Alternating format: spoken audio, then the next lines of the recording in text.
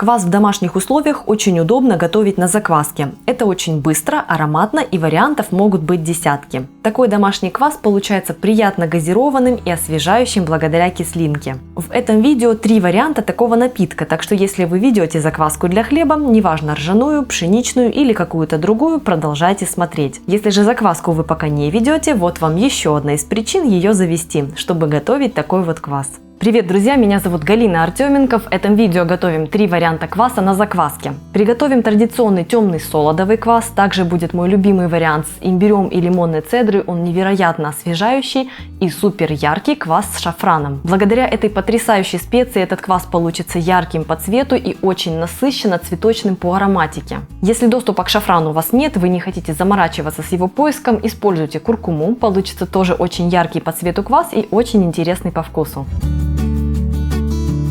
Список ингредиентов для приготовления каждого вида кваса сейчас доступен на экране, а также он продублирован под видео. Расчет дан на литровую банку. Вы можете использовать остатки закваски после регулярного кормления или отобрать немного, когда будете ставить опару для хлеба. Я использую остатки. Изюм лучше выбирать не обработанный глицерином, он матовый, иногда с белесым налетом. Начнем с традиционного кваса на солоде. У него очень насыщенный, характерный и узнаваемый вкус. Сперва отправляйте в небольшую миску солод и сахар. Перемешайте.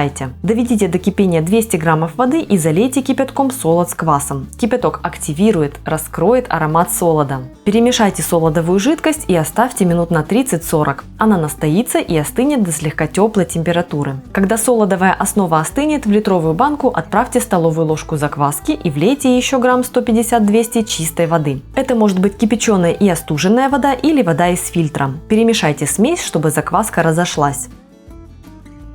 Влейте в банку солодовую ароматную воду. Перемешайте и долейте в банку воду, чтобы заполнить ее по плечике. Можно даже чуть больше, квас будет бродить, но не слишком бурно, так что много свободного места оставлять не нужно. Накройте банку кусочком чистой ткани, марли или агроволокна и зафиксируйте резинкой. Первый квас готов бродить.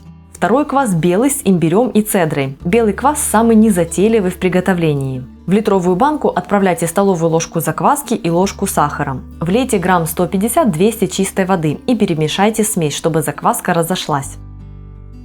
Теперь добавки, которые придадут дополнительный аромат. Корень имбиря тщательно вымойте и нарежьте пластинами около миллиметра толщиной. Лимон вымойте, обдайте кипятком и снимите с него цедру. Удобно делать это при помощи ножа экономки. Крупные пластины не будут мешать фильтрованию кваса, как если бы это было с натертой на мелкой терке цедрой. В банку с основой из закваски отправляйте имбирь и лимонную цедру. Долейте в банку воду, чтобы доходило до плечиков. Перемешайте, накройте банку тканью и зафиксируйте ее. Третий квас шафрановый. Потрясающий цвет и аромат. Как я уже говорила, можно приготовить такой вариант и на основе куркумы. Шафран отправляйте в небольшую глубокую миску и залейте его кипятком 150-200 граммов. Нужно дать шафрану раскрыться, жидкость при этом окрасится в яркий солнечный цвет. Оставьте шафран на 20-30 минут, чтобы жидкость настоялась и остыла. Для продолжения приготовления она должна быть слегка теплой, не горячей. Когда жидкость остынет, отправляйте в банку столовую ложку закваски и столовую ложку сахара. Влейте 150-200 граммов чистой воды и перемешайте смесь. Влейте в банку с закваской шафрановую воду прямо с рыльцами. Долейте в банку чистую воду, чтобы ее уровень доходил до плечиков. Накройте банку тканью и зафиксируйте резинкой. Оставьте квас бродить при комнатной температуре. Можно оставить прямо на рабочей поверхности или на столе, но на него не должны попадать прямые солнечные лучи, поэтому на подоконник лучше не ставить. Сперва брожение кваса будет вяленьким и еле заметным, но затем станет активным. Вы будете слышать, как шипит квас. Наша задача посматривать на него время от времени. Когда вы увидите, что брожение стало стихать, пузырьков стало меньше и шипит квас уже не так рьяно, его можно сливать. У меня этот процесс занимает от 24 до 36 часов. Я не жду, пока квас полностью утихнет, но и пока он очень активный, я его не сливаю, даже если прошло 36 часов. Просто наблюдайте, и вы поймете, когда пришла пора.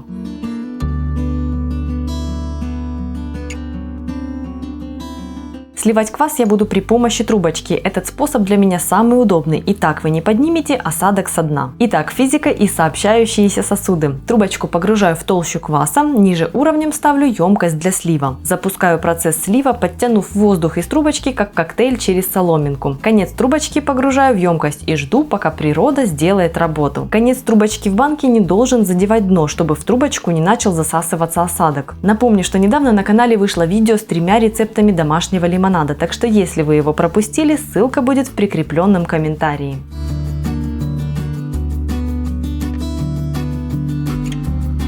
У меня на канале есть рецепт ароматнейшего клубничного кваса. Сбраживается он без применения дрожжей и закваски, а при помощи изюма. Ссылку для вас я оставлю в описании под этим роликом. Теперь нужно отправить этот квас на второе брожение, на карбонизацию. Для того, чтобы спровоцировать второе брожение, в бутылку отправляйте изюм и вторую половину сахара. Влейте в бутылку снятый с осадка квас. Я дополнительно его фильтрую через тот кусочек ткани, которым он был накрыт во время брожения. Это удобно. Плотно закройте бутылку крышкой и встряхните ее. Теперь нужно поступить точно так же с оставшимися 2 экземплярами. Трубочку я сполоснула и повторила снятие с осадка. Помощница пробегала мимо, но ее процесс не заинтересовал. Имбирь и цедра остались в банке, и так как кусочки были крупными, они не мешали. При этом свой аромат квасу они передали прекрасно. Опять отправляю в бутылку изюм, сахар и вливаю квас через воронку с кусочком ткани для дополнительной фильтрации. Закройте бутылку, встряхните. Третий квас. Посмотрите на этот цвет. Снимаем с осадка.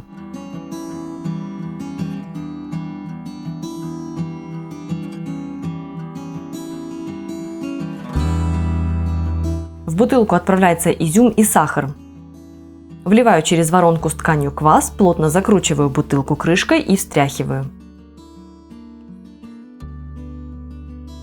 Теперь нужно оставить бутылки с квасом при комнатной температуре часа на 3-4, чтобы дорастворился сахар и процесс второго брожения запустился. Он запустится и в том случае, если отправить квас в холодильник сразу, но с этими 3-4 часами на столе вы сэкономите пару дней на процессе карбонизации. Через 3-4 часа вы заметите, что процесс уже пошел. Теперь переместите бутылки с квасом в холодильник и выдержите его там в течение 4-6 дней. Мой квас был готов за 4 дня. Изюм надулся, при отвинчивании крышки он бурно пенился, а по вкусу был таким, как нужно. Хранить готовый квас можно 2 недели, так что можно сразу сделать побольше, если место в холодильнике позволяет. Если моя сегодняшняя подборка вам понравилась, ставьте лайк, подписывайтесь на мой канал, если вы еще не со мной, и жмите на колокольчик. Так вы не пропустите выход новых вкусных рецептов. Меня зовут Галина Артеменко, и это канал «Жизнь вкусная».